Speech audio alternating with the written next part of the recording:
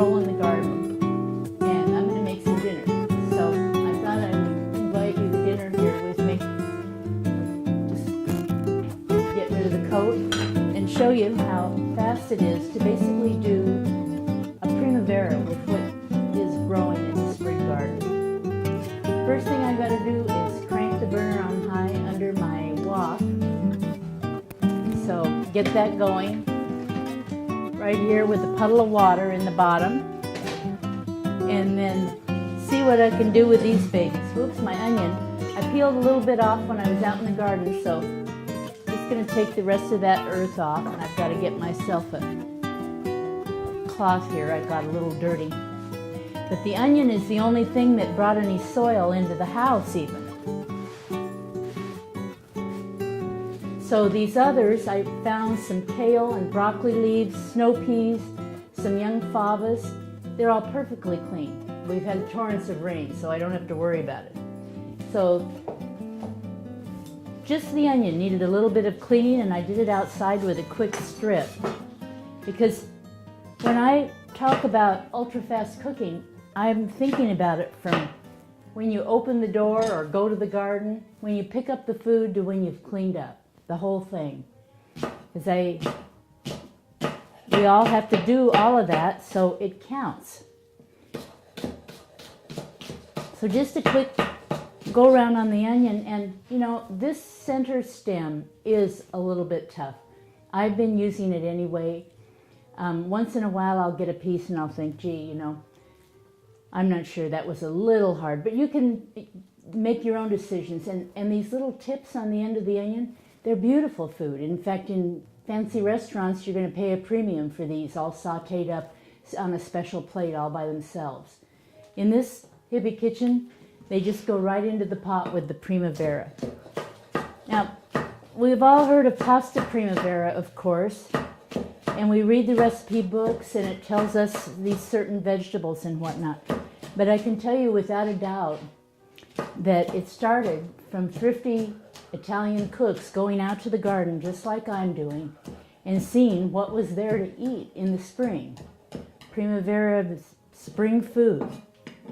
And often it's a mix like this because there's not a whole lot of any one thing. And so what I'm doing when I'm flash cooking this kind of primavera is basically to do a fusion cuisine. I'm drawing on Mediterranean, Italian, Asian, and Latin, the whole thing, and putting it right into my own milieu as a Caucasian woman. So I call it fusion cuisine. So see, I've got a boil going already just in the time it took me to chop, and I like to get those onions in first because give them a little bit of time, and then here's my leaves, gather those up. They won't take any time at all. And out come the favas and the snow peas.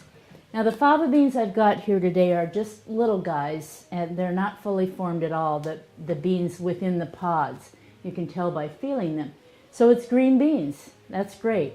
I'll get all that chlorophyll from eating the pods and just picking off the end, and same with the peas, anything that's looking a little odd.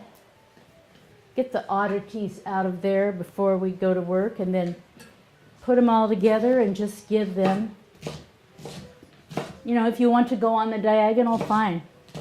But the main thing is I do it all in one big pile, and it's a rustic kind of chopping, and it's done in, how long was that? About 30 seconds or less.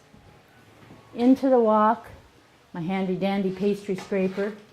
You could do it with your hands too, but you don't get as much. Now the rest of my onion leaves went in. Oh, I suppose I could give it a stir.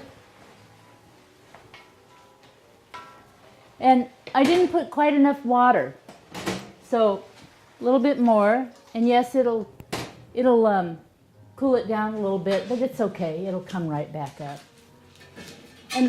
And Chinese women have worked with woks forever, and Japanese, of course. And the reason they do is you can pile those greens in such a great big vessel, and they have plenty of room to cook while they're settling down while they're going limp. And so that's the big advantage of a wok. And of course, cast iron just holds the heat so beautifully. So I always save the delicate leaves for the very end because they just need a swish in the pan. And so in they go, because we're almost at the end. Basically, I've got some flash cooked veggies going, so how are we going to build some flavor? The main thing you need to remember for building flavor is the same thing that our great-grandmothers did, even in America. Oil, vinegar, salt, and pepper. That's the sacred quartet, if you will, for building flavor. And so I've got a little oil here that I got in the bulk bins. I think this is of olive oil, but you sure wouldn't need it. You could use any oil that your budget can afford. Just, it is organic, so that no GMO or all that kind of weird stuff. So I'm going to get a little oil going here in the pan. Give it a stir. So now I've got to go salt. I like to use fish sauce for salt because it brings umami. Fish sauce is anchovies. They've been cured, salted, and then stirred up in this handy dandy sauce. Ideally, I would be using anchovies that are salted, nice ones from the Mediterranean. My budget won't support that at all. So I'm right here with fish sauce. Or I could use a tin of anchovies that you buy in the store, those flats our mothers used to buy. I could work with some of that. Myself, I'm not an anchovy eater. You know, don't put those hairy little things on my pizza. But used judiciously in your food, it really does help bring some gorgeous flavor. And if you're vegetarian and want to do the same sort of thing to get the umami going, think cured, think fermented, think soy sauce or tamari. So a little bit, and just like handling the salt shaker, be careful with this stuff and taste your way into it, but I think you'll be quite surprised. There's a zillion different brands out there.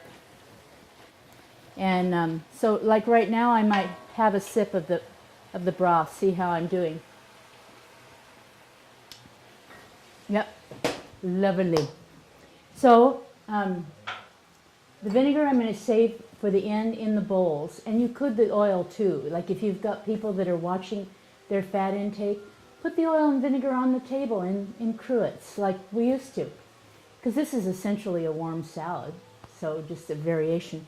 But vinegar will turn cooked greens dark and a not very pretty color, gray. It'll get them icky if it's on there too long. So that's the way I approach that. Okay, this has to come off. We have gorgeous warm salad, flash cooked vegetables, complete with a steam. Isn't that grand? So what are we going to do with it? Normally I'd leave it on the stove, but I'll put it here so that you can see what's happening. Put it right here. Oh, here.